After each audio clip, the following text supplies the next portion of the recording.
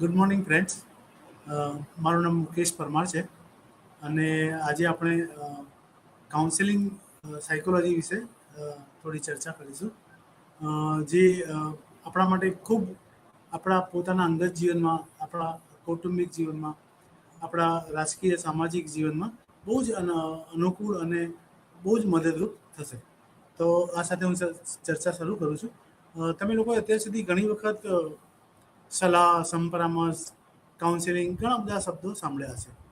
તો આજે આપણે બધા એ બાબતે એકદમ ટોટલ ક્લિયર થઈશું કે ખરેખર કાઉન્સેલિંગ શું છે અને એનું આપણા વ્યક્તિગત અને આપણા સામાજિક જીવનમાં એનું શું મહત્વ છે.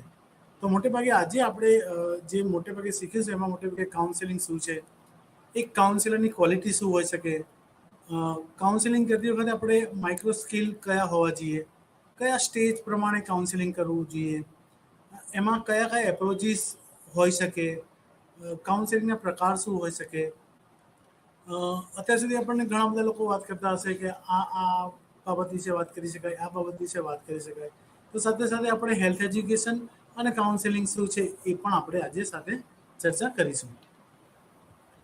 તો કાઉન્સેલિંગની વ્યાખ્યા આપણે જો સમજીએ તો કોઈ વ્યક્તિ જ્યારે આપણને કંઈક સલાહ આપે છે તો શું એ ખરેખર કાઉન્સેલિંગ છે?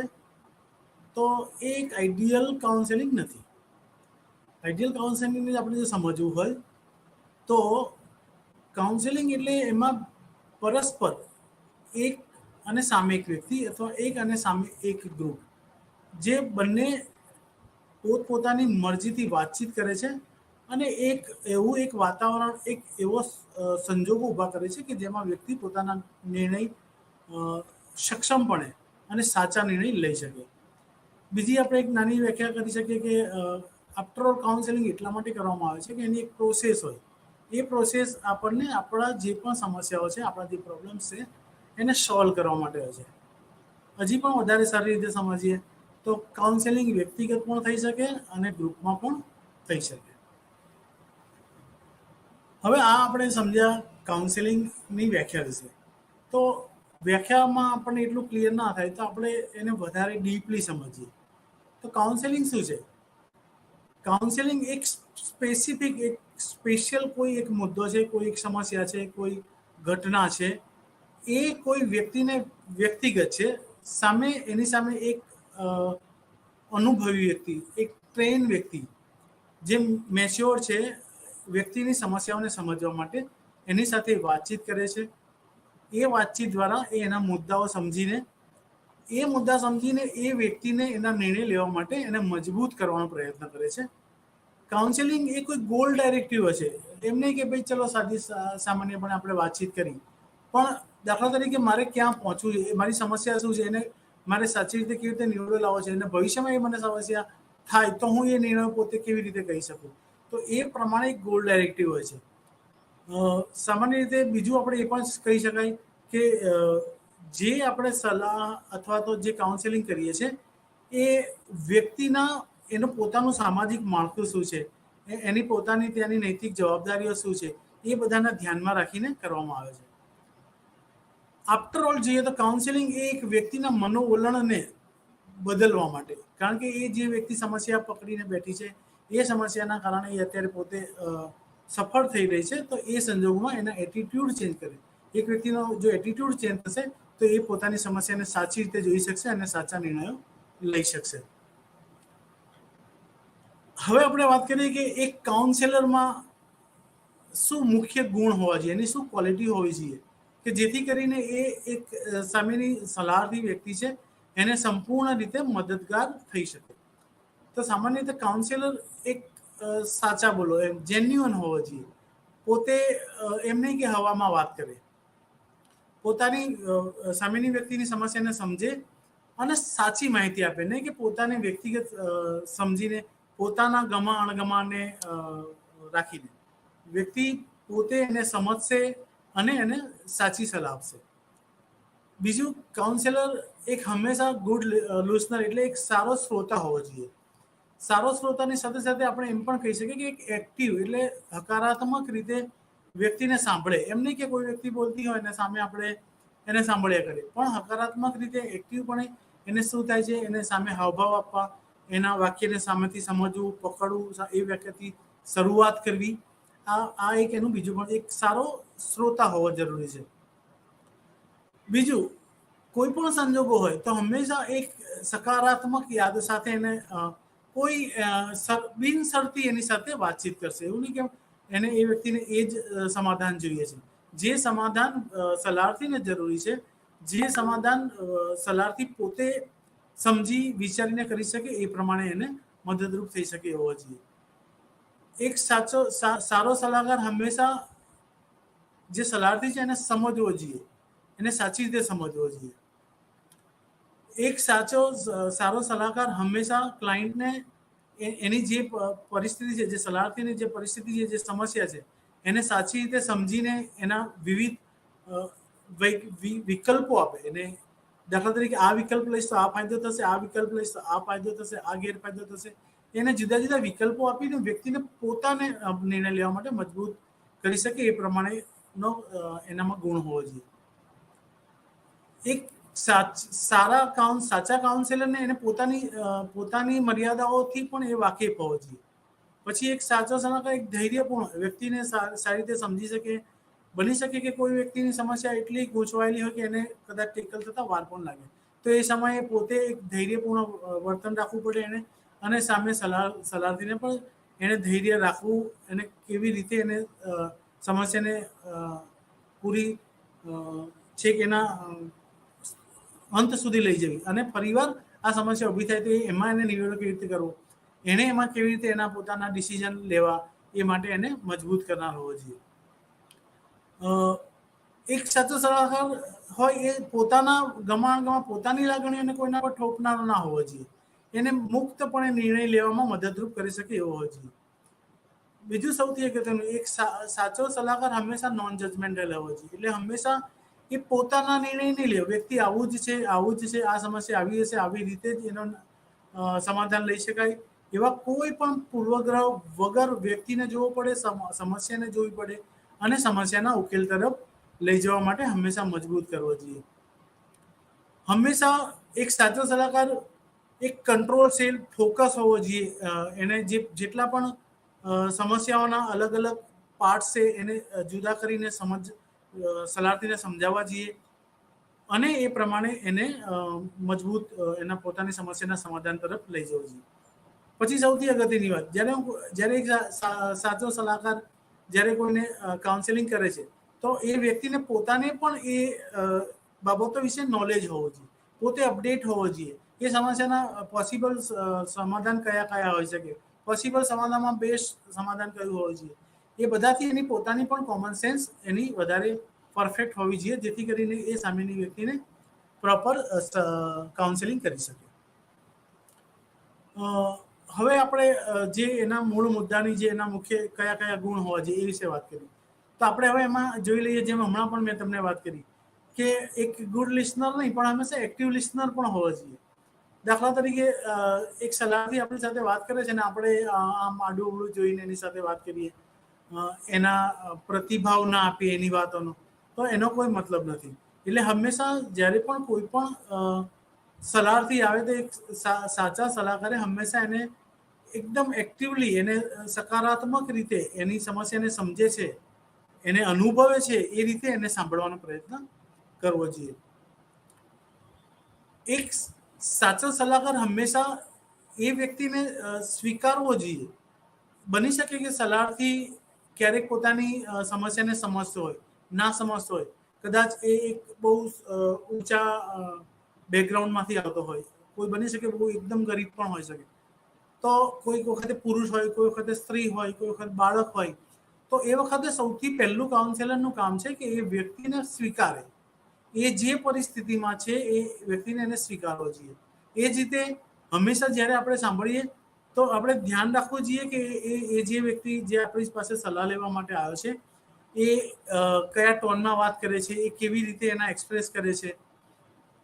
અમુક સમય ક્યારેક કાઉન્સેલિંગની પ્રોસેસમાં એવું પણ આવે કે આપણે ક્યારેક અમુક વાર શાંત પણ થવું પડે, કારણ કે અમુક વાર સલાહથી જો કદાચ એને બહુ ક્રોનિક કોઈક સાયકોલોજીકલ પ્રોબ્લેમ્સ હોય, તો પછી એ કદાચ વધારે ઉગ્રપણે અથવા તો બહુ એક્ટિવલી એની સમસ્યાને આપણી પાસે રજૂ કરે. તો હંમેશા એ વખતે એક શાંત રાખીને એક પ્રોપર ક્વેશ્ચન આન્સરિંગ કરીને એને એક એવા કમ્ફર્ટ ઝોનમાં લાવવો પડે કે જ્યારે એની સમસ્યાને સાચી રીતે અને સંપૂર્ણપણે આપણને કહી શકે. એ જ રીતે જ્યારે પણ આપણે કોઈ વ્યક્તિને કોઈ પણ વાત કરતા હોય ત્યારે એને આંખોમાં આંખ નાખીને વાત કરવી જોઈએ. એને જુદી જુદા એના વિચારો ખુલે માટે એને એક સ્પેસ આપવો જોઈએ. એવું નહીં કે એને આપણે એક જ કહીએ કે ભાઈ તું આ ડિસિઝન લઈશ તો વધારે સારું હશે. આ વ્યક્તિને સમજવો પડે, વ્યક્તિ પોતે શું કરી શકશે, એ કેટલો કેપેબલ છે એ આપણે નક્કી કરવું પડે. એ સિવાય સાથે સાથે જ્યારે પણ વ્યક્તિ આપણી સાથે વાત કરતો હોય તો એને એમ ના થાય કે ભાઈ મારી વાત સાંભળીને આ વ્યક્તિને કોઈ જ અનુભૂતિ, સહાનુભૂતિ, સિમ્પથી એને નથી થતી. તો આપણે હંમેશા દાખલા તરીકે એ વ્યક્તિ કે મને આવું થયું તો આપણે એમ કહી શકીએ કે ઓ ખરેખર એ રીતે થયું. તો વ્યક્તિને એમ થશે કે ના, વ્યક્તિ મારી સમસ્યાને સાંભળી રહ્યો છે અને એને સમજી પણ રહ્યો છે. જ્યાં સુધી વ્યક્તિની સમસ્યા આપણે સાંભળીને સમજીશું નહીં ત્યાં સુધી સલાહથીને એના પ્રોપર જે એનો વે છે, એનો રસ્તો છે એની સમસ્યાને સમાધાન માટેનો, એ આપણે આપી શકીશું નહીં. આપણે મોટે ભાગે એક કમ્યુનિકેશનના ઘણા બધા થતા હોય છે અભ્યાસોને. તો એમાં આપણે એના જે અભ્યાસ એવું બતાવે છે કે જ્યારે આપણે કોઈ પણ વ્યક્તિ સાથે વાતચીત કરીએ છીએ તો એ પ્રોપર કમ્યુનિકેશન કેવું તો થાય. તો જ્યારે આપણે બોલતા હોઈએ ત્યારે એમાંથી 10% જ એને મોટે ભાગે સમજ પડતી હોય છે. 30% એવું હોય છે કે જ્યારે આપણે બોલતા હોય ત્યારે આપણો ટોન કેવો હોય છે, એને કેવી રીતે બોલે છે એના પર. અને મોટે ભાગે 60% પ્રોપર કમ્યુનિકેશન આપણી બોડી લેંગ્વેજ પ્રમાણે થતું હોય. દાખલા તરીકે આપણે સામે જોઈને બસ બોલ જ કરીએ તો સામેની વ્યક્તિને એટલું ઇફેક્ટિવ લાગશે નહીં. તો આ મૂળ જે અત્યાર સુધીના પ્રોપર ઇફેક્ટિવ કમ્યુનિકેશનની વાત કરીએ તો આપણે હંમેશા એક હાવભાવ સાથે, આપણી પ્રોપર બોડી લેંગ્વેજ સાથે આપણે કાઉન્સેલિંગ કરવું જોઈએ. હંમેશા વ્યક્તિને પ્રશ્ન પૂછવા જોઈએ. આપણી પાસે જે સલાહ, જે વ્યક્તિ આપણી પાસે આશા લઈને આવ્યો છે કે અહીંયાથી મને મારી સમસ્યાનું સમાધાન મળશે અને મારી સમસ્યાને હું સારી રીતે ઉકેલ લાવી શકીશ, તો હંમેશા એને ક્વેશ્ચન પૂછવા પડે. કારણ કે અમુક વાર વ્યક્તિ એવું થાય કે જો એનો પ્રોપર કેથાર્સિસ ને એવું નહીં થાય તો વ્યક્તિ બોલશે નહીં. તો હંમેશા આપણે એને એકદમ વ્યક્તિ સમજે એવી ભાષામાં, પ્રોપર ટોનમાં આપણે એને પૂછવું પડશે કે શું થાય છે, કેવી રીતે થાય છે, એ માટે તમે શું કર્યું, તમે એને શું સમજો છો, કેવી રીતે એની પોતાની જે ઇનસાઇટ છે એને આપણે જાગૃત કરવું કામ કરવું પડે. જે રીતે મેં તમે ક્વેશ્ચનમાં કહ્યું કે અમુક વાર 2 પ્રકારના ક્વેશ્ચન હોય છે કે ઓપન એન્ડેડ અને ક્લોઝ એન્ડેડ ક્વેશ્ચન. દાખલા તરીકે હું તમને એમ પૂછું કે શું તમે ખાધું, તો એનો જવાબ હા કે ના આવે. પણ આપણે એને એવી રીતે પૂછી શકીએ કે આજે તમે શું ખાધું. તો બની શકે કે એના જે મનમાં છે, આજે એને જે પણ ખાધું હશે એ કદાચ આપણને વિગતવાર ચર્ચા કરી શકશે. એટલે હંમેશા જ્યારે આપણે કાઉન્સેલિંગ કરતા હોય ત્યારે એને ઓપન એન્ડેડ ક્વેશ્ચન પૂછવા, જેથી કરીને એ વ્યક્તિ આપણી સામે વધારે ને વધારે સારી રીતે વાતચીત કરી શકે. એ વાતચીતના આધારે આપણે એને જે મૂળ સમસ્યા છે એની સમસ્યાનું સમાધાન કરવા તરફ એને આપણે લઈ જઈ શકીએ. હંમેશા એને એકદમ સિમ્પલ, એની ભાષા સમજે એવી રીતે, એને સમજ ના પડે તેને ફરીવાર પૂછીને કે તમને કેવી રીતે મારા બોલવામાં, મારા પ્રશ્નોમાં તમને જ્યાં પણ ખબર ના પડે ત્યાં તમે મને રોકીને ફરીવાર પૂછી શકો છો. તો એક રેપો બિલ્ડ થશે તમારે એની સાથે અને પ્રોપર આન્સર આવવાનું ચાલુ થશે. આપણે એક ઉદાહરણ રૂપે લઈ લઈએ કે દાખલા તરીકે કોઈ એક વ્યક્તિને કોઈ એક સેક્સ્યુઅલ સમસ્યા છે તો આપણે એને એમ કહી શકીએ કે શું તમે કોઈ સેફ પ્રેક્ટિસ કરો છો. સેફ પ્રેક્ટિસ એટલે કે જેમાં આપણને કોઈ ગુપ્ત રોગ અથવા તો HIV અથવા તો એને કોઈ એવા ડિસીઝ ના થાય, તો એ માટે શું તમે કોઈ પ્રયત્ન કરો છો. તો આપણે એ વખતે એમ પણ કહી શકીએ કે શું તમે એ કરાયા તો ક્યારેક તમારા પાર્ટનરનું, તમે તમારા પોતાના રિઝલ્ટ વિશે તમારા પત્ની સાથે કે તમારા કોઈ બીજા કોઈ પાર્ટનર સાથે તમે ક્યારે વાતચીત કરી છે, તો એ વ્યક્તિ એ ધીરે ધીરે ખુલશે અને આપણને એની મૂળ સમસ્યા શું છે એ ખબર પડશે.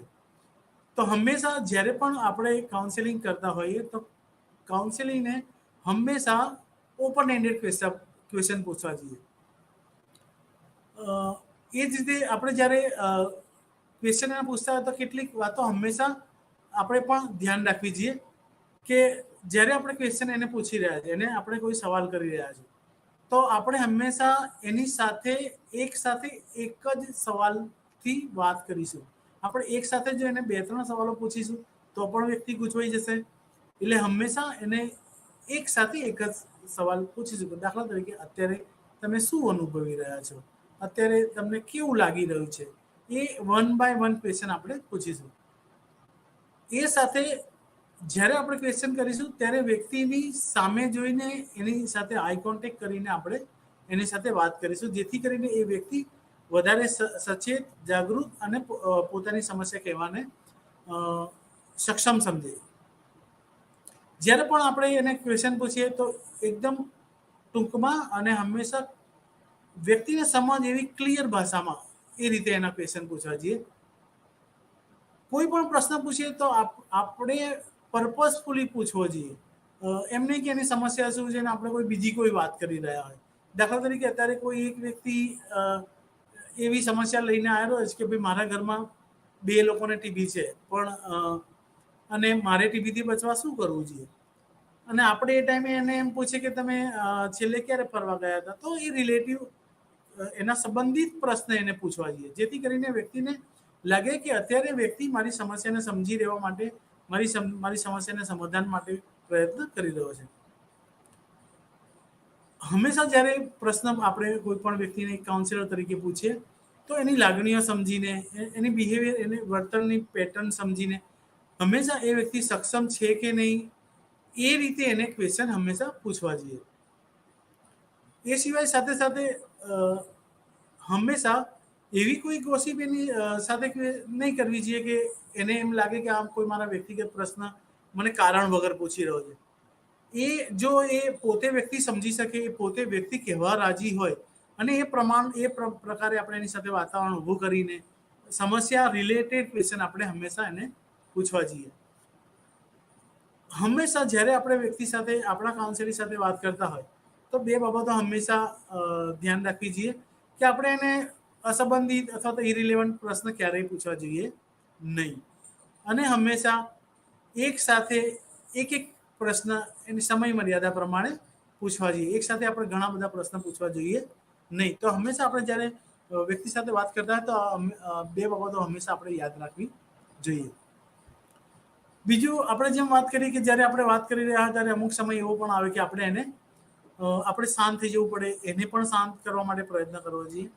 તો એ માટે આપણે હંમેશા એક એવું વાતાવરણ સમજીને એ વ્યક્તિ એ વખતે કેવા પ્રકારનું વર્તન કરી રહ્યો છે, એ વ્યક્તિ જ્યારે બોલી રહ્યો છે એને ક્યારે સ્પેસ આપવો, કયા સમયે આપણે પોતે પણ ચૂપ થવું, એ વ્યક્તિને ચૂપ કરવા માટે શું શું કરી શકાય, એ બધી બાબતો બહુ જ કાઉન્સેલિંગમાં બહુ જ અગત્યની છે. કારણ કે જ્યાં સુધી વ્યક્તિને આપણે શાંતિથી નહીં સાંભળીએ ત્યાં સુધી એ વ્યક્તિ આપણને એની મૂળ સમસ્યા કહેશે નહીં. તો હંમેશા એ વ્યક્તિને આપણે એક એવું વાતાવરણ, એક એવો સ્પેસ પૂરો પાડવો પડે કે જ્યાં આપણે એ પોતાની સમસ્યાને સમજી શકે, કહી શકે, અને જ્યારે એક્સપ્રેસ કરવાનો સમય આવે ત્યારે એ ફૂલ્લી કહી પણ શકે. જેમ હમણાં આપણે વાત કરી કે જ્યારે આપણે કોઈ પણ વ્યક્તિ સાથે કમ્યુનિકેશન કરતા હોય તો 10%, 30%, 60%, જ્યારે આપણે વાતચીત કરતા હોય તો ખાલી વાતચીત કરતા હોઈએ, ખાલી હું તમને મૌખિક જ વાત કરતા હોય તો બહુ એટલું પ્રોપર 2 વે કમ્યુનિકેશન ના થાય. તો હંમેશા આપણી બોડી લેંગ્વેજ સાથે હકારાત્મક આપણી બોડી લેંગ્વેજ સાથે આપણે વાતચીત કરવી જોઈએ. મોટે ભાગે આપણે નોન વર્બલ કમ્યુનિકેશન, આપણે એને સાથે સાથે સમજીએ વ્યક્તિ શું કહી રહ્યો છે, કેવી રીતે કહી રહ્યો છે, આપણી બોડી લેંગ્વેજના આધારે આપણે એને ઘણું બધું કહી શકતા હોઈએ છીએ. બીજું, કાઉન્સેલિંગમાં બહુ જ જરૂરી છે સિમ્પથી અને ઇમ્પથી. સહાનુભૂતિ અને પરાનુભૂતિ. સહાનુભૂતિમાં આપણે કોઈ વ્યક્તિને તાવ આવ્યો છે, એક સામાન્ય ઉદાહરણ લઈએ તો કે ભાઈ તને તાવ આવ્યો, ઓકે તાવ આવ્યો, પણ એ એક સહાનુભૂતિ છે.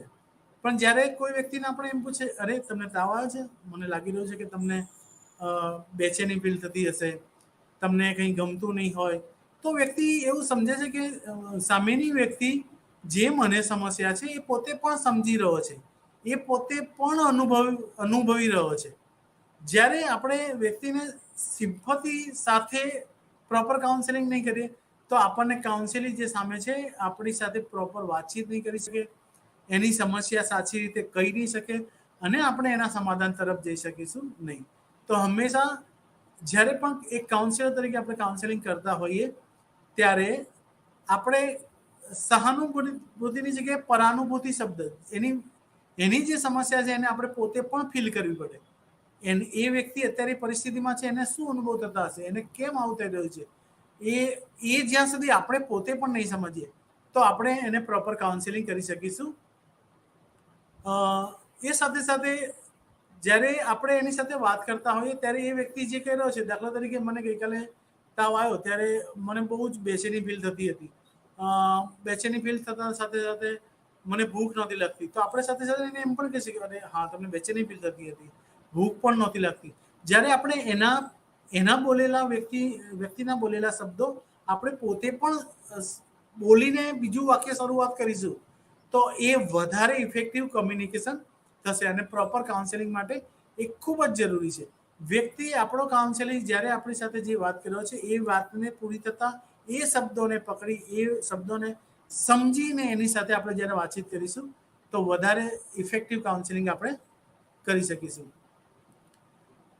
હવે કાઉન્સેલિંગ કરીએ તો હંમેશા આપણે કાઉન્સેલિંગના સ્ટેજ પણ સમજવા પડે. તો સ્ટેજમાં આપણે સૌથી પહેલાં કોઈ જ્યારે કાઉન્સેલિંગ સાથે વાતચીત કરતા હોઈએ તો આપણે એની સાથે એક રેપો બિલ્ડિંગ કરવું પડે, એક સાનુકૂળ વાતાવરણ એની સાથે સાયુજ્ય સ્થાપવું પડે. સામેની વ્યક્તિને એવું લાગવું જોઈએ કે આ વ્યક્તિ મારા સમસ્યાને સમજશે અને મારા સમાધાન તરફ લઈ જવામાં મને મદદરૂપ થશે. તો જ્યાં સુધી આપણે વ્યક્તિ સાથે રેપો બિલ્ડ નહીં કરીએ તો ત્યાં સુધી આપણી સાથે ખુલીને વાતચીત નહીં કરી શકીએ. જ્યારે આપણે સાથે કાઉન્સેલિંગ સાથે રેપો બિલ્ડ કરીએ છીએ એ પછી એને આપણને જે સમસ્યા કહે છે તો આપણે એનું પ્રોપર એસેસમેન્ટ કરવું પડે, એને એનાલાઇઝ કરવું, કારણ કે જે વ્યક્તિને સમસ્યા છે એ આપણી સાથે એની પોતાની બીજી ઘણી બધી સમસ્યાઓ પણ કહેશે. ત્યારે આપણે એની મૂળ સમસ્યા શું છે એ સમસ્યાને સમજવી પડશે, એનું પ્રોપર એનાલિસિસ કરવું પડશે અને આપણે એ સમસ્યાનું આઈડેન્ટિફાઈ કરીને આપણે એના પર કાઉન્સેલિંગ કરવું પડશે. એ સિવાય સાથે સાથે આપણે એને જે કાઉન્સેલિંગ કરતા હોય એ દરમિયાન આપણે એને એક સપોર્ટિવ રોલ કરવો પડશે કે એના માટે હું એને સતત મદદરૂપ થઈશ, એને સપોર્ટ કરીશ. એવું એને એક વાતાવરણ ઊભું કરવું પડે, એને એક વ્યક્તિને અહેસાસ કરાવવો પડે, ત્યારે એ આપણની સાથે ખુલીને વાત કરવું પડશે. જ્યારે આપણે એસેસમેન્ટ કરી લીધું, એની સાથે બોલવા માટે એક વાતાવરણ ઊભું કરી દીધું, પછી આપણે પોતે નક્કી કરવું પડશે કે આ વ્યક્તિની મૂળ સમસ્યા શું છે અને એ સમસ્યા માટે આપણે નક્કી કરીશું કે હવે આપણે આ સમસ્યાને કેવી રીતે અને કયા સ્ટેજ સાથે લઈ જઈશું. તો એક ગોલ સેટિંગ આપણે કરવું પડશે કે એની મૂળ સમસ્યા શું છે અને આપણે એને કેટલા સમયમાં કેવી રીતે આપણે એને પોતાના નિર્ણય લેવા માટે સક્ષમ કરીશું. એ સાથે સાથે આપણે કાઉન્સેલિંગ એવું તો નથી કે એક મુલાકાત મળ્યા અને એક સિટિંગમાં જ એની સાથે એની બધી સમસ્યાઓને આપણે સમાધાન કરી દઈએ. તો આપણે ઇન્ટરવલ નક્કી કરવા પડશે. એમાં આપણે કેવી રીતે ઇન્ટરવેન્શન કરીશું, પહેલા એમાં કયા મુદ્દા પર ભાર આપીશું, બીજા કયા મુદ્દા પર ભાર આપીશું, કેવી રીતે એની સાથે ઇન્ટરવેન્શન કરીશું, એ પણ આપણે પ્રોપર પ્લાનિંગ કરવું પડે. અને સાથે છેલ્લામાં જ્યારે આપણે એની મૂળ સમસ્યા છે એ સમસ્યાને આપણે સંપૂર્ણપણે વ્યક્તિ પોતે સક્ષમ થઈને નિર્ણય લે અને એ સમસ્યા એને દૂર થાય એ તરફ લઈ જઈશું. અને ઇન ફ્યુચર એને ભવિષ્યમાં આ પ્રકારના જ્યારે એને કોઈ પણ સમસ્યા આવે તો એ કેવી રીતે એને હેન્ડલ કરે છે, એને કેવી રીતે સોલ્વ કરે છે એ માટે એને પ્રોપર ફોલોઅપ કરીશું. તો આ મુખ્યત્વે એના સ્ટેજીસ છે કે જેમાં આપણે સૌથી પહેલાં એનું રેપો બિલ્ડ કરવું પડે. વ્યક્તિ આવે એનું એસેસમેન્ટ, એના સમસ્યાનું એનાલિસિસ એસેસમેન્ટ કરીને એને સતત સપોર્ટિવ કાઉન્સેલિંગ કરવું પડે. એમાંથી આપણે ગોલ નક્કી કરવો પડે. ગોલ નક્કી કર્યા પછી આપણે એના ઇન્ટરવેન્શનના સ્ટેપ નક્કી કરવા પડે. અને વ્યક્તિ છેલ્લે એની સમસ્યામાંથી મુક્ત થાય એ પ્રમાણે આપણે એને સ્ટેજ નક્કી કરીને કાઉન્સેલિંગ કરવું જોઈએ.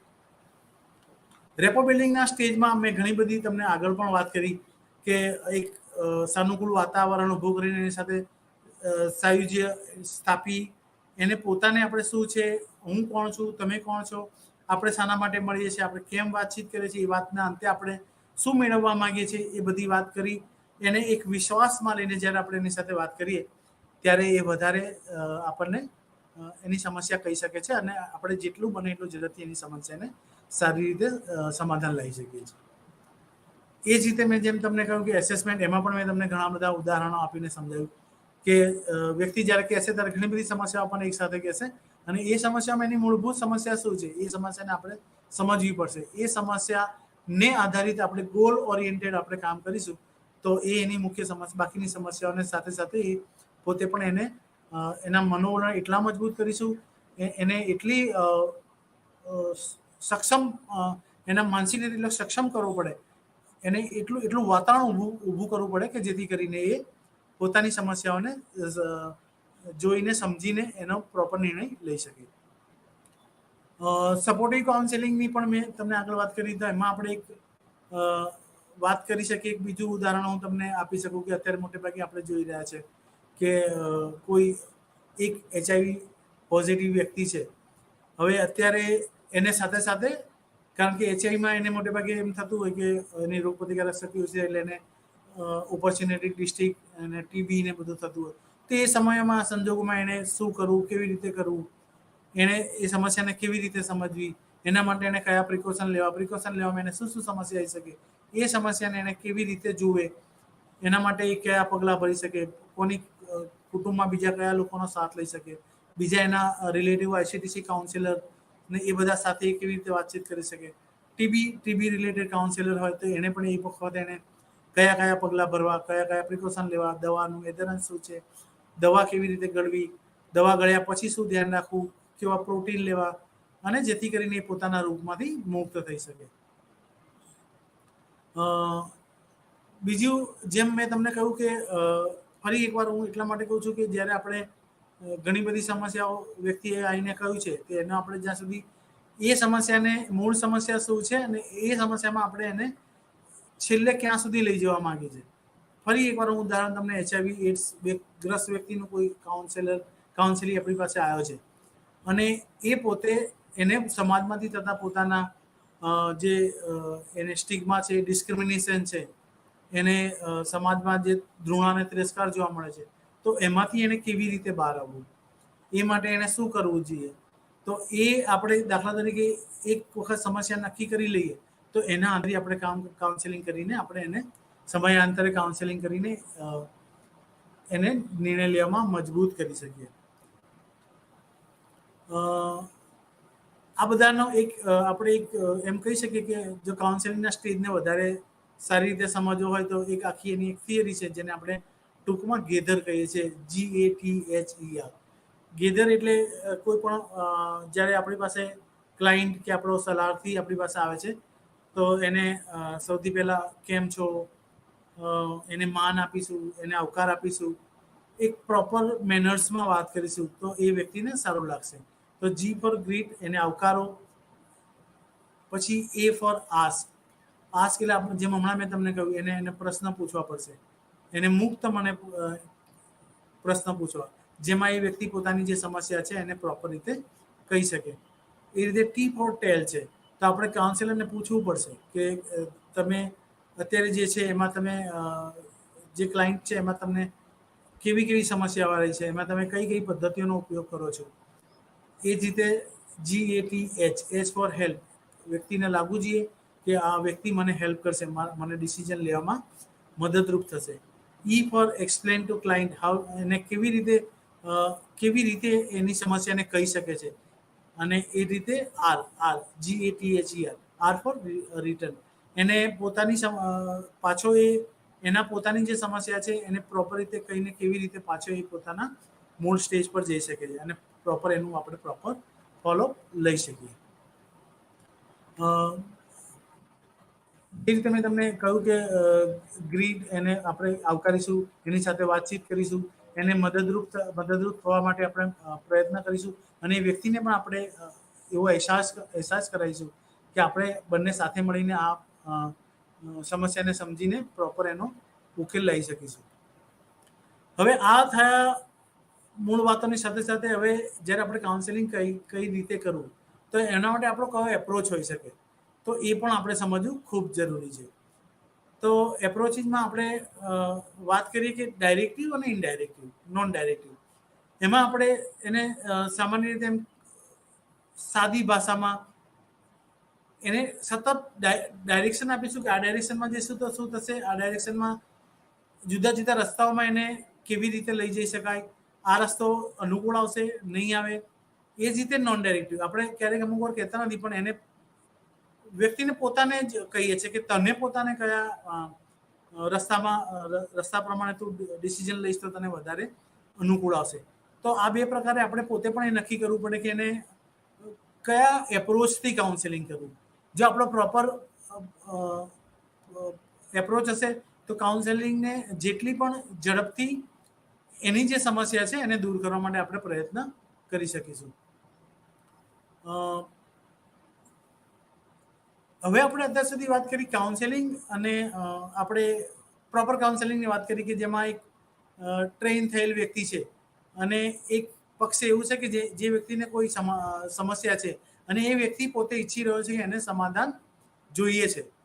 હવે અત્યારે આપણે જોઈ રહ્યા બહુ સામાન્ય ભાષામાં લોકો કાઉન્સેલિંગ શું છે અને હેલ્થ કાઉન્સેલિંગ શું છે એ આપણે સમજવું પડે એક કાઉન્સેલર તરીકે. તો કાઉન્સેલિંગ શું છે? કાઉન્સેલિંગ હંમેશા કોન્ફિડેન્શિયલ હોવું જોઈએ. એટલે કોન્ફિડેન્શિયલ એટલે એવી રીતે કે આપણે કોઈને કહીશું નહીં, એ વ્યક્તિ આપણે એને ગુપ્ત રાખીશું. એ જે વાતચીત કરીશું એની જે સમસ્યાઓ છે એ કાઉન્સેલિંગ અને કાઉન્સેલર બેની વચ્ચે જ રહેશે. હંમેશા કોઈ ક્યારેય પણ એને બીજી વ્યક્તિને કહીશું નહીં. જ્યારે હેલ્થ કાઉન્સેલિંગ એ નોન કોન્ફિડેન્શિયલ હોય છે. કોઈ આપણને HIV વિશે સમજૂતી આપે છે, કોઈ વ્યક્તિ મેલેરિયા વિશે સમજૂતી આપે છે, કોઈ વ્યક્તિ આપણને TB વિશે સમજૂતી આપે છે, કોઈ વ્યક્તિ આપણને ક્રોનિક સ્કિઝોફ્રેનિયા વિશે સમજૂતી આપે છે, આપણને સાયકોસોમેટિક ડિસઓર્ડર વિશે વાતચીત કરે છે. તો દાખલા તરીકે મને અથવા તો કોઈ એક વ્યક્તિને ક્રોનિક ડિસીઝ છે જેમાં એ પોતે નિર્ણય નથી લઈ શકતો, તો એક કાઉન્સેલર છે એ જ્યારે એની સાથે જે પણ વાતચીત કરશે એ હંમેશા કોન્ફિડેન્શિયલ રાખશે. એ જ્યાં સુધી સલાર્થીની મંજૂરી નહીં હોય ત્યાં સુધી એ ડેટા કે એ વાતચીત કોઈ પણ વ્યક્તિ સાથે શેર નહીં કરે. જ્યારે હેલ્થ એજ્યુકેશનમાં વ્યક્તિ હંમેશા મોટે ભાગે શેર કરતી હોય. બીજું છે કાઉન્સેલિંગ એ 1-to-1 પ્રોસેસ છે, અથવા તો કોઈ નાના એવા ગ્રુપમાં પણ કાઉન્સેલિંગ થતું હોય છે. પણ જ્યારે આપણે કોઈ હેલ્થ એજ્યુકેશન આપતા હોય અથવા તો એ હોય તો હંમેશા એ ગ્રુપ મોટા ગ્રુપમાં કે એક સાથે ઘણી બધી વ્યક્તિઓને પણ આપી શકાતું હોય છે. કાઉન્સેલિંગ હંમેશા ફોકસ હોય છે. કાઉન્સેલિંગ હંમેશા સ્પેસિફિક અને ગોલ ડાયરેક્ટિવ હોય છે. જ્યારે હેલ્થ એજ્યુકેશન મોટે ભાગે જનરલાઇઝ હોય. એક મેસેજ આપી દેવામાં આવે કે ભાઈ સાયકોસોમેટિક ડિસઓર્ડર હોય તો તમે પ્રાણાયામ કરો, પોતાની સમસ્યાને સમજો. જ્યારે કાઉન્સેલિંગમાં વ્યક્તિને જે ઘણી બધી સમસ્યાઓની સાથે એક સમસ્યા જે ફોકસ છે અત્યારે એના વર્તન પર અસર કરી રહી છે, જેના કારણે એ પોતે પોતાના સામાન્ય જીવનમાં પ્રોપર કમ્યુનિકેટ અથવા તો પ્રોપર રીતે બધાની સાથે રહી શકતો નથી. તો આ હંમેશા કાઉન્સેલિંગ એ ફોકસ હોય, સ્પેસિફિક હોય અને ગોલ ડાયરેક્ટિવ હોય. જ્યારે હેલ્થ એજ્યુકેશન એ મોટે ભાગે જનરલાઇઝ હોય, બધાને એક સાથે ઘણા બધા સાથે કહેવામાં આવતું હોય. હંમેશા કાઉન્સેલિંગ એ વ્યક્તિના વર્તનને પરિવર્તન માટે હોય છે. જ્યારે હેલ્થ એજ્યુકેશન હોય છે મોટે ભાગે ઇન્ફોર્મેટિવ હોય, તમને નોલેજ આપવા માટે હોય. તો મોટે ભાગે આપણે જોઈએ છે કે એનું એક ઉદાહરણ હું તમને આપું કે ઘણી બધી જગ્યાએ cigarette smoking is injurious to health, તો ઘણી બધી જગ્યાએ બોર્ડ માર્યા છે, તો પણ ઘણા બધા લોકો સિગરેટ પીવે. તો એ એક પ્રકારનું હેલ્થ એજ્યુકેશન છે. પણ જ્યારે કોઈ વ્યક્તિને વધારે પડતી સિગરેટ પીવાથી એને પોતાને હેલ્થ ઇસ્યુઝ છે, એને TB થાય છે, એને એના પોતાના ફેફસા ને એવું બધું ડેમેજ થાય, તો એ સંજોગોમાં એ સિગરેટથી એને શું નુકસાન થાય છે, એને કેમ છોડવું જોઈએ, એ સિગરેટ છોડવાથી એને શું ફાયદા થશે, અને એ ફાયદા થશે તો એ પોતાનું સામાન્ય જનજીવન કેવી રીતે અસરકારક રીતે જીવી શકશે. તો હંમેશા કાઉન્સેલિંગ એ વ્યક્તિના વર્તન પરિવર્તન માટે હોય છે.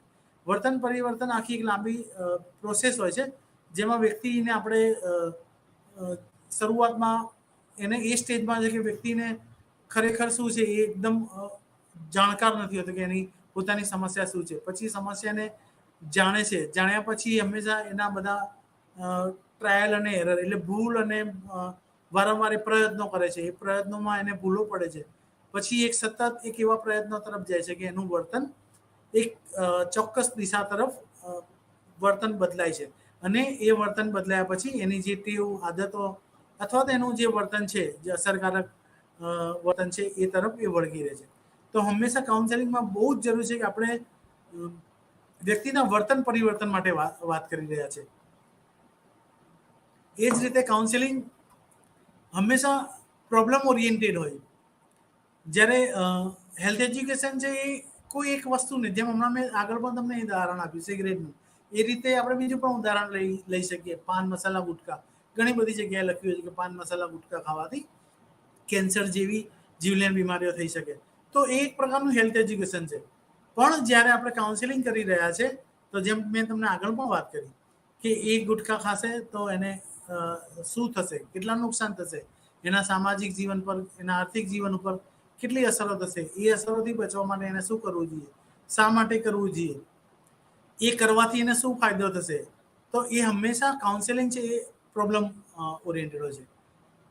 બીજું મેં હમણાં તમને કાઉન્સેલિંગની વ્યાખ્યામાં પણ જણાવ્યું કે એ નિર્ભેજ હોય છે. કાઉન્સેલિંગ હંમેશા નિર્ભેજ, જેમાં વ્યક્તિ પોતે પણ તૈયાર હોય છે કે હા મારે આ સમસ્યા છે અને મારી આ સમસ્યાને મારે દૂર કરવી છે, જેથી કરીને હું મારું સામાન્ય જનજીવન અસરકારક રીતે જીવી શકું. તો કાઉન્સેલિંગ હંમેશા નિર્ભેજ એટલે કે વ્યક્તિ પોતે ઈચ્છે છે અને વ્યક્તિ કાઉન્સેલર પાસે જાય છે અને પોતાની સમસ્યા કહે છે અને પોતે ઈચ્છે છે કે મારે મારી સમસ્યામાંથી બહાર આવવું છે. કન્ક્લુઝન આપણે એવું કરી શકીએ કે મોટે ભાગે કાઉન્સેલિંગ એક ટેકનિકલ પ્રોસેસ છે. આપણી આટલી બધી જે વાત કરી એમાં મેં તમને વારંવાર કહ્યું કે એક કાઉન્સેલર એક ટ્રેન વ્યક્તિ છે, અનુભવી વ્યક્તિ છે, જાણકાર વ્યક્તિ છે, જેના દ્વારા કોઈ એક વ્યક્તિ છે જેને સમસ્યા છે, એ સમસ્યાને દૂર કરવા માટે, એના વર્તનને ચેન્જ કરવા માટે, એના વર્તનને અસરકારક રીતે કરવા માટે એને મદદરૂપ થાય છે, એને નિર્ણય લેવામાં મદદરૂપ થાય છે. તો હંમેશા કાઉન્સેલિંગ એ કોઈની સાથે વાતચીત કરી લેવી, સલાહ આપી દેવી એ કાઉન્સેલિંગ નથી. પણ મેં તમને ફરી વાર સમજાવ્યું કે કાઉન્સેલિંગ એક પ્રોસેસ છે. એ પ્રોસેસમાં જે સલાહથી છે એના વર્તનને પરિવર્તન કરવા માટે, એના સ્ટ્રોંગ કરવા માટે અને ભવિષ્યમાં પણ એ યોગ્ય નિર્ણય લે એ માટે એને મજબૂત કરવા માટેની એક આખી સંપૂર્ણ પ્રક્રિયા છે. તો આ વાત કરી આપણે કાઉન્સેલિંગની. હવે સાથે સાથે આપણે એ પણ સમજવું જોઈએ કે કાઉન્સેલિંગ આ છે તો કાઉન્સેલિંગ શું નથી. એ પણ મેં તમને સાથે સાથે ઘણી વખત વાત કરી કે કાઉન્સેલિંગ એ કોઈ વાતચીત નથી. દાખલા તરીકે હું તમને એક હમણાં ઉદાહરણ આપું કે મારે ઇગ્નુ સેન્ટરમાં જવું છે, તો એણે મને ડાયરેક્શન બતાવ્યું કે તમે લેફ્ટ જઈને રાઈટ જાઓ. તો એ કંઈ કાઉન્સેલિંગ નથી. એ રીતે મારે ગુટકા ખાવા છે, નથી ખાવા તો ના ખાઈશ. એ ખાલી વાતચીત કરવી એ કાઉન્સેલિંગ નથી. એ જ રીતે સલાહ આપવી એ પણ કાઉન્સેલિંગ નથી. કેઝ્યુઅલ કન્સર્ન, આપણે સામાન્ય રીતે કહીએ કે ના ખાવા જોઈએ, ડાયટ ગમે ખાઈ ગમે સિગરેટ પીએ ચાલે ના, એ કોઈ ના ખાઈએ તો સિગરેટથી કેન્સર થશે નહીં થાય, કોઈ કેઝ્યુઅલ બાબત નથી. એ હંમેશા કાઉન્સેલિંગ ગોલ ઓરિએન્ટેડ છે, જે તમને સિગરેટ છોડવામાં, તમાકુ છોડવામાં અથવા તો તમારા કોઈ હેલ્થ ઇસ્યુ, કોઈ સામાજિક ઇસ્યુ, કોઈ સાયકોલોજીકલ ઇસ્યુ એને દૂર કરવા માટે અને એને સતત એને વ્યક્તિને મજબૂત કરવા માટે ભવિષ્યમાં પણ એ પ્રોબ્લેમ એને ના આવે, એ પ્રોબ્લેમ સામે વ્યક્તિ પોતે લડી શકે, એ કાઉન્સેલિંગ છે. તો કાઉન્સેલિંગ કોઈ આપણી વાતચીત કરવી નથી કે અને કોઈ સલાહ આપવી નથી, કેઝ્યુઅલ કન્સર્ન નથી. બીજી મેં તમને ઘણી બધી સાથે સાથે વાત કરી, એમાં 2-3 મુદ્દા બહુ જ અગત્યના છે. દાખલા તરીકે જ્યારે આપણે કોઈ વ્યક્તિ સાથે કાઉન્સેલિંગ કરી રહ્યા હોય ત્યારે એને મુક્ત મનના આપણે જે વાતચીત કરેલી કે ઓપન એન્ડેડ ક્વેશ્ચન હંમેશા એને પૂછવા જોઈએ. ઓપન એન્ડેડ ક્વેશ્ચનથી એને ફાયદો એ થશે કે એ વ્યક્તિના મનમાં જે છે એ વ્યક્તિ બોલવા માટે સતત આપણે એને કહેવું પડશે. દાખલા તરીકે હું એમને એમ કહું કે ભાઈ અત્યારે તમને ચક્કર આવે છે, તો એ એનો જવાબ આપશે હા કે ના. પણ આપણે એને એમ કહી શકીએ કે તમારે અત્યારે શું થઈ રહ્યું છે તમને, તો બની શકે કે એને ખરેખર એને શું થઈ રહ્યું છે, એને ચક્કર આવી રહ્યા છે, એને માથું દુખી રહ્યું છે, કે એને કંઈ મતિભ્રમ થઈ રહ્યા છે, એને ઘણી બધી સમસ્યાઓ એ આપણી સાથે ઘણી બધી રીતે આપણને કહી શકશે અને ખરેખર ત્યારે આપણને ખબર પડશે અને આપણે એને એ પણ ખબર પડશે કે એને ખરેખર શું સમસ્યા છે. એ જ રીતે જો આપણે કોઈ એને વ્યક્તિગત સવાલ પૂછીશું જ્યારે, તો વ્યક્તિગત સવાલમાં ક્યારેક એને એવું પણ થશે કે મારી સમસ્યા તો ખરેખર શું છે. તો જ્યાં સુધી આપણે એને ઓપન એન્ડેડ ક્વેશ્ચન પૂછીને એની મૂળ સમસ્યાને નહીં સમજીએ, તો આપણે કદાચ એક કાઉન્સેલર તરીકે આપણે પણ ઘણા બધા કાઉન્સેલિંગ એવા પણ આવે કે આપણને મૂળ સમસ્યા કહે જ નહીં. કદાચ એ આપણને એવી રીતે કહી શકે કે આ મારી નહીં, આ મારા મિત્રને સમસ્યા, મને તો અત્યારે આ રીતે છે, મને પ્રોબ્લેમ નથી, પણ મારા મિત્રને હંમેશા દોરડાની જગ્યાએ સાપ દેખાઈ રહ્યો છે, અથવા તો મારા મિત્રને અમુક વાર કંઈક વિચારો અલગ અલગ આવે છે, મને ધ્યાન એક સરખું નથી રહેતું, મને સતત એવું થયા કરે છે કે હું અહીંયાથી અત્યારે કૂદકો મારી દઉં, મને સતત મરી જવાના વિચાર આવે છે. તો એ આપણને ઘણી બધી સમસ્યાઓ એક સાથે કહેશે. એ એક સ્ટેજ છે જ્યાં કાઉન્સેલરે પોતે એટલો મેચ્યોર થઈને એની સમસ્યાને સૌથી પહેલું સમજવાનું કામ એણે કરવું પડે. તો એ માટે એને સૌથી જરૂરી છે એને ઓપન એન્ડેડ ક્વેશ્ચન પૂછો, જેથી કરીને એના મનમાં જેટલો પણ છે એ આપણે કેથાર્સિસ નામ જે સતત સાયકોલોજીસ્ટ આપેલો શબ્દ છે કે જેમાં એને જેટલું પણ બોલવાની તક આપીશું, જેટલું એ વધારે બોલશે એમાં એની મૂળ સમસ્યાઓ એક કાઉન્સેલરને એ દરમિયાન આપણને ખબર પડે. બીજું મેં તમને વાત કરી એ પ્રમાણે કે જ્યારે પણ આપણે એને પ્રશ્ન પૂછી રહ્યા છે, કંઈ માહિતી લેવા માટે પ્રયત્ન કરી રહ્યા છે, તો હંમેશા એ વ્યક્તિ સમજે એવી સાદી ભાષામાં, એવા ટોનમાં હંમેશા એ રીતે જ પૂછવા જોઈએ. અને એવું નહીં કે આપણે એકદમ લાંબા સવાલો પૂછીએ, એકદમ શોર્ટ ભાષા, એકદમ ટૂંકી ભાષામાં વ્યક્તિ સામેનો શરણાર્થી છે એ સમજી શકે એવી ભાષામાં સવાલ પૂછવા જોઈએ, જેથી કરીને વ્યક્તિને પણ એવું લાગશે કે આ વ્યક્તિ મારામાંને જ કોઈ એક છે અને એને મારી સમસ્યામાં રસ છે અને એ મારી સમસ્યાને સમજાવવામાં અને સમસ્યાનો ઉકેલ તરફ લઈ જવામાં એ મને મદદરૂપ ખરેખર થઈ શકશે. ત્યારે એ વધારે આપણને એની મૂળ સમસ્યા એ સંજોગોમાં કહી શકશે.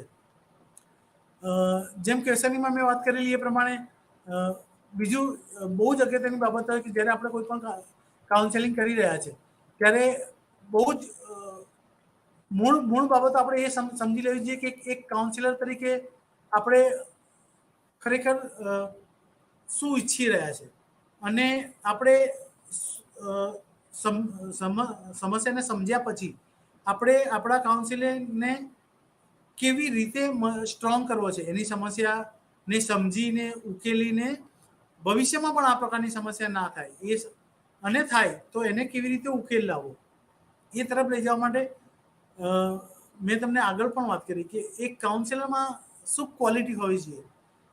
તો એ હંમેશા એક કાઉન્સેલર જ્યારે ક્વેશ્ચન પૂછી રહ્યા છે તો એને જ સંબંધિત પ્રશ્ન છે કે એક ગુડ કમ એક્ટિવ લિસનર, એટલે સારો શ્રોતા અને સકારાત્મક રીતે વ્યક્તિને સાંભળે. જ્યાં સુધી આપણે સામેની આપણા ક્લાયન્ટને, આપણા કાઉન્સેલિંગને સાંભળીશું નહીં અને એક્ટિવ રીતે એને જો સાંભળીને એને પ્રતિક્રિયાઓ સામે નહીં આપીએ તો એ વ્યક્તિ એવું સમજશે કે આ વ્યક્તિને મારી વાત સાંભળવામાં અથવા તો મારી સમસ્યા સુલઝાવવામાં એને કોઈ રસ નથી. અને જો એક આ સ્ટેજ જો જ્યારે આવી ગયો તો કદાચ તમારું આખું સેશન અને કદાચ એક લાઈન તમારા માટે ફરીવાર તમારી પાસે બીજા સેશન માટે નહીં આવે.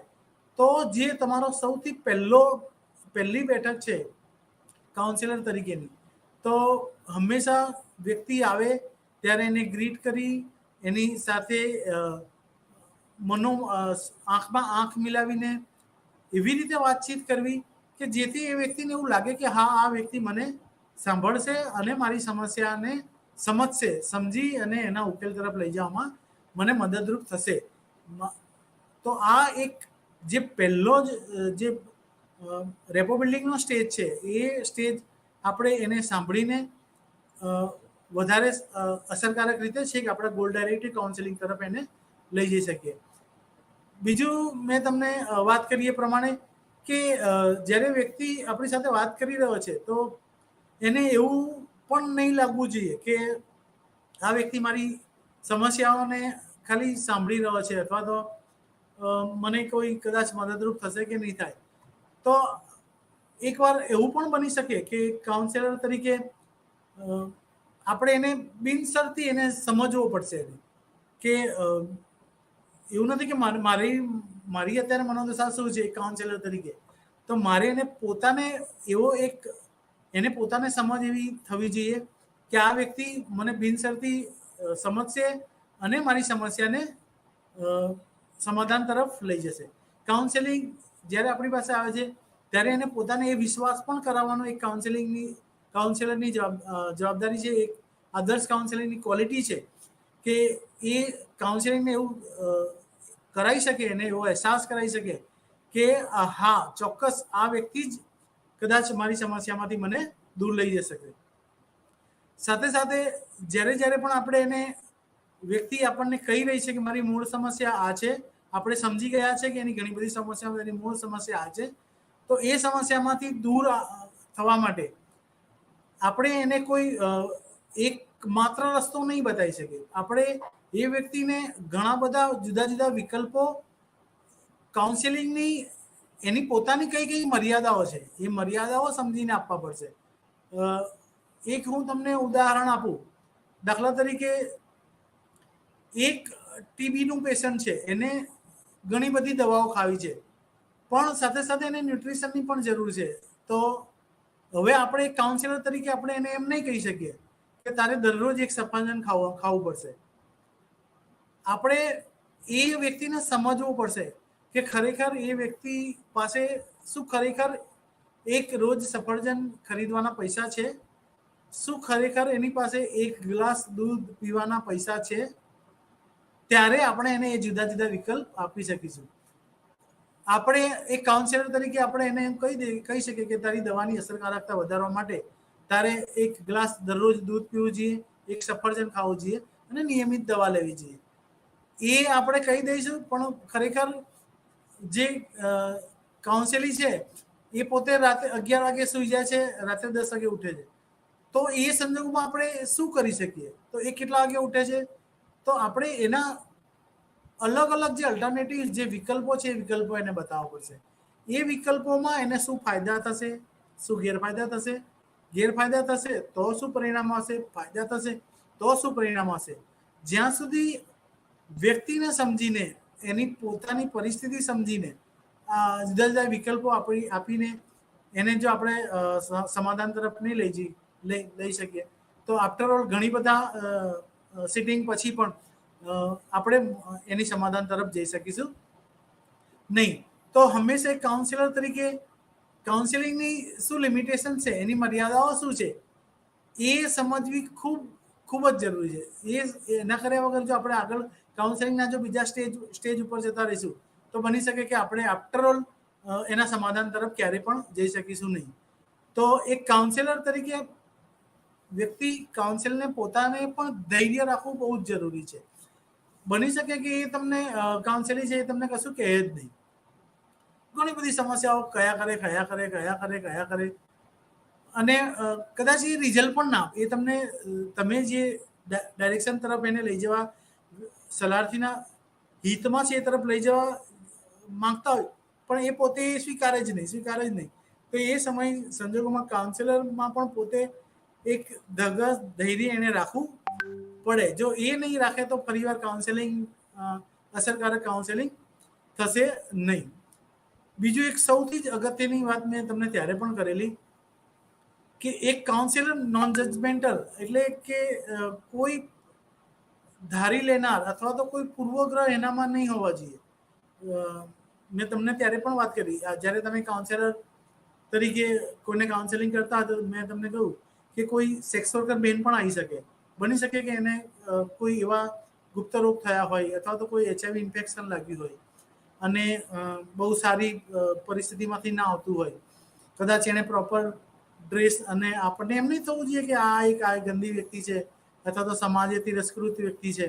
બની શકે કોઈ એવા સજાતીય સંબંધ ધરાવતા લોકો પણ કાઉન્સેલિંગ માટે આવી શકે, કારણ કે એ લોકોને પણ સમાજમાં ઘણા બધા તિરસ્કૃત થતા હોય અને એ લોકો ધીરે ધીરે સાયકોસોમેટિક ડિસઓર્ડર તરફ જતા હોય અને એમાંથી એ લોકો ડિપ્રેશન તરફ જાય. ડિપ્રેશન હાઈ લેવલે જાય ત્યારે એ લોકો સતત મરવાના પણ વિચારો કરતા આવતા હોય. તો એ સંજોગોમાં આ વ્યક્તિ તો સજાતીય સંબંધ ધરાવતી વ્યક્તિ છે, અથવા તો આ તો એક સેક્સ વર્કર છે, અથવા તો આ તો બની શકે કોઈ પછાત જ્ઞાતિના હોઈ શકે, આર્થિક રીતે એટલા મજબૂત ના હોય. તો એ સંજોગોમાં આપણે વ્યક્તિને એક વ્યક્તિ તરીકે જોવાનો છે, નહીં કે આ વ્યક્તિ સેક્સ વર્કર છે અથવા તો સજાતીય સંબંધ ધરાવે. અત્યારે એક કાઉન્સિલર તરીકે આપણી સૌથી પહેલી જવાબદારી છે એ જે તે વ્યક્તિ છે એ વ્યક્તિને વ્યક્તિ તરીકે સ્વીકારીને આપણે પોતે આપણી જવાબદારી સમજીને એ વ્યક્તિની ખરેખર શું સમસ્યા છે અને એ સમસ્યામાં આપણે એને ક્યાં મદદરૂપ થઈ શકીએ. એના માટે સૌથી અગત્યનો ગુણ જો હોય તો એ છે નોન જજમેન્ટલ. એટલે ક્યારે પણ કોઈ વ્યક્તિ કેવી હશે કેવી નહીં હોય એ આપણે પોતે નક્કી કરવાનું નથી. આપણે વ્યક્તિને સમસ્યા આધારિત કાઉન્સેલિંગ પર વધારે ભાર આપવાનો રહેશે. બીજું, મેં તમને જેમ કહ્યું કે એક કાઉન્સેલર તરીકે જ્યારે આપણે હોય તો કાઉન્સેલિંગ ઘણા બધી સમસ્યાઓ લઈને આવતી હોય, તો આપણે પોતે પણ હંમેશા અપડેટ રહેવું જોઈએ. આપણા પોતાની પાસે કાઉન્સેલર તરીકે આપણા પોતાની પાસે પણ એ જે તે વિષયનું સંપૂર્ણ જ્ઞાન રાખવું જોઈએ, સતત અપડેટ રહેવું જોઈએ. જો આપણે જેમ હમણાં મેં તમને કહ્યું કે કોઈ એક સજાતીય સંબંધ ધરાવતી વ્યક્તિ આપણી પાસે કાઉન્સેલિંગ માટે આવ્યો છે ને અત્યારે ખૂબ ડિપ્રેશનમાં છે, કારણ કે એનું પરિવાર એને નથી સ્વીકારતું, સમાજ એને તિરસ્કૃત કરે છે, એને પોલીસવાળા હેરાન કરી રહ્યા છે, એને સમાજમાં કોઈ એનું માન મર્યાદા નથી. હવે એ વ્યક્તિ ધીરે ધીરે ડિપ્રેશન તરફ જઈ રહ્યો છે અને એક એવા સ્ટેજ ઉપર આવ્યો છે કે હવે એને પોતાના આત્મહત્યાના વિચારો કરી રહ્યો છે. તો એક કાઉન્સેલર તરીકે આપણી પાસે એ પણ માહિતી હોવી જોઈએ કે એક સજાતીય સંબંધ ધરાવતા અથવા તો એક સેક્સ વર્કર બેનને આ સમસ્યામાંથી દૂર કરવા માટે આપણે શું કરી શકીએ, એના માટે કયા લો છે, કયા લો દ્વારા આપણે એને સમાજમાં તિરસ્કૃત થતો હોય તો આપણે એને ધીરે ધીરે ઓછો કરીને એને સમાજની મુખ્ય ધારામાં મેઇન સ્ટ્રીમિંગમાં લાવી શકીએ. એ સિવાય સરકારની કઈ યોજનાઓ છે કે જેથી કરીને એને જોડીને એના પોતાના ઉત્કર્ષમાં લઈ જઈ શકીએ. એને જે અત્યારે વિચારો આવી રહ્યા છે તો એ વિચારોમાં એના ફેમિલી સાથે આપણે શું કાઉન્સેલિંગ કરી શકીએ, સમાજ સાથે કેવી રીતે વાત. તો આ બધા જ આસ્પેક્ટો આપણને, એના બધા જ ફેક્ટર આપણને ખબર હોય તો આપણે એ જે તે વ્યક્તિને એને જે પોતાને અત્યારે સતત આપઘાતના વિચારો આવી રહ્યા છે, બની શકે કે જો તમે એને પ્રોપર કાઉન્સેલિંગ કરીને એને નોન જજમેન્ટ, એને તમે વ્યક્તિ તરીકે નહીં સ્વીકારો અને તમે કાઉન્સેલિંગ કરશો તો બની શકે કે કદાચ એ વ્યક્તિ આપઘાત પણ કરી શકે. તો કાઉન્સેલિંગમાં ઘણા બધા એવા મુદ્દાઓ છે કે જેમાં એક કાઉન્સેલર તરીકે હંમેશા પોતે પહેલા અપડેટ થઈ દરેક ક્ષેત્રનું જ્ઞાન લઈ અને વ્યક્તિને વ્યક્તિ તરીકે સ્વીકારી જુદા જુદા વિકલ્પો આપી એ વિકલ્પો એ જે તે વ્યક્તિને કેટલા અનુકૂળ છે, એના પોતાના વાતાવરણ, એ જે વાતાવરણમાં રહી રહ્યો છે એ વાતાવરણમાં કેટલા પણ શક્ય છે, એ શક્યતાઓ વિચારીને જ્યારે આપણે એને સંભવિત વિકલ્પો તરફ, એના ફાયદા તરફ બતાવીને જ્યારે એના મનોવલણો આપણે એને સતત એના બિહેવિયર, એના વર્તન પરિવર્તન તરફ લઈ જઈશું ત્યારે જ એ વ્યક્તિ એ વર્તનને વધારે મજબૂત કરીને પોતાની સમસ્યામાંથી દૂર આવી શકે. જે રીતે મેં તમે ફરી કહેલું કે જે રીતે આપણે એને સ્વીકારવાના છે, એ માટે મેં તમને ઘણી બધી વાતો કરી. તો આશા છે કે એ રીતે આપણે એ પણ સમજી શકીએ. પછી મેં તમને જે રીતે બીજી રીતે કહ્યું કે જ્યારે આપણે વ્યક્તિ સાથે એક કાઉન્સિલર વાત કરી રહ્યો છે ત્યારે આપણે કમ્યુનિકેશન પ્રોપર અસરકારક સંવાદ કેવી રીતે થાય એ પણ એની જે થિયરી છે એ થિયરીઓ સમજવી પડે. એ થિયરી વિશે પણ મેં તમને વાત કરી કે જ્યારે આપણે કોઈ વ્યક્તિ સાથે માત્ર વાતચીત કરતા હોઈએ તો પ્રોપર કમ્યુનિકેશનના બહુ જ ઓછા ટકા થતું હોય છે. પણ જ્યારે આપણે body language proper body language clear sound સાથે વ્યક્તિને સમજાય એવી ભાષામાં વાતચીત દ્વારા કાઉન્સેલિંગ કરીશું તો એ વધારે અસરકારક થશે અને જે આપણા કાઉન્સેલિંગને વધારે મદદરૂપ થશે. તો જ્યારે પણ આપણે એ વાત કરીએ છીએ ત્યારે આપણે વ્યક્તિને ક્વેશ્ચન પૂછી રહ્યા હોય ત્યારે આપણી પોતાની બોડી લેંગ્વેજ એની સાથે એના સહાનુભૂતિ અને સાથે સાથે પરાનુભૂતિ સાથે વાતચીત કરવી જોઈએ.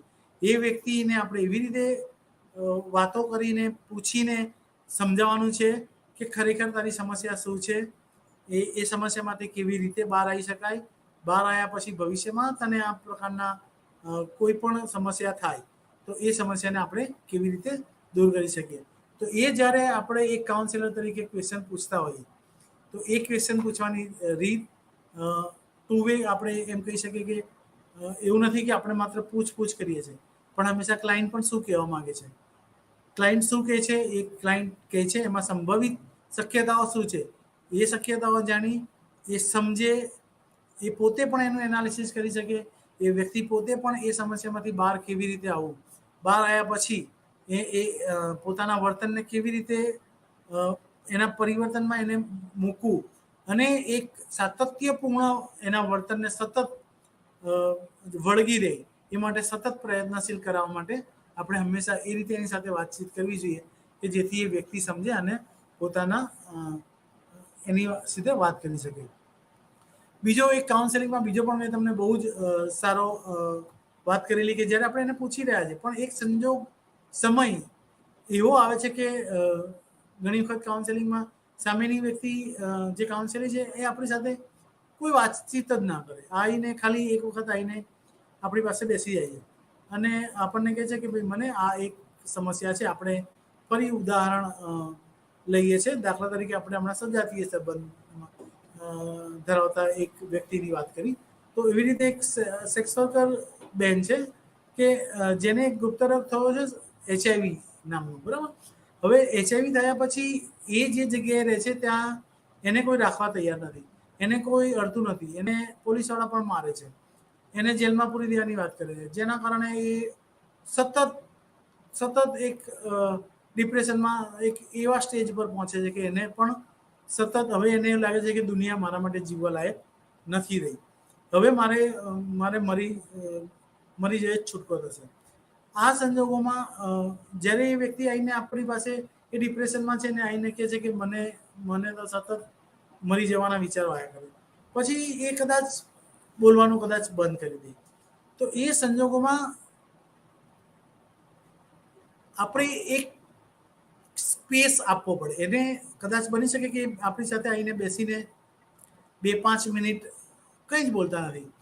એનું તમને કદાચ તમે ઘણા બધા લોકો હમણાં કૌન બનેગા કરોડપતિ ને બધું જોતા હશો તો એમાં અમિતાભ બચ્ચન કદાચ બહુ પેલા મોંઘા સવાલો આવે, મોંઘા 25 લાખ પછીના, તો અમિતાભ બચ્ચન સામેની વ્યક્તિ જ્યારે કંઈ બોલે નહીં તો એ પણ સામે આઈ કોન્ટેક્ટમાં એ પણ એક એને સ્પેસ આપે છે, એને બોલવાનો ચાન્સ આપે છે. પોતે અમિતાભ બચ્ચન પણ તમે જોયું હશે કે ઘણી વખત એકદમ શાંત થઈ જાય, ચૂપ થઈ જાય અને એને એક એવું વાતાવરણ પૂરું પાડે છે. હા, એને તમે જોયું હશે કે એને રિસ્ક ફેક્ટરો સમજાવે છે, એના ફાયદા પણ સમજાય. તો એક એવું વાતાવરણ એક કાઉન્સેલર તરીકે આ તો મેં તમને એક ઉદાહરણ આપ્યું. તો જ્યારે એક કાઉન્સેલિંગ આપણી પાસે આવ્યો હોય એ કેટલી મોટી સમસ્યાને લઈને આવ્યો છે એ કદાચ આપણે એ વખતે સમજ્યા કે વ્યક્તિ પોતે મરવાના વિચાર કરી રહ્યો છે, તો એ બહુ ગંભીર સમસ્યા કહેવાય ને.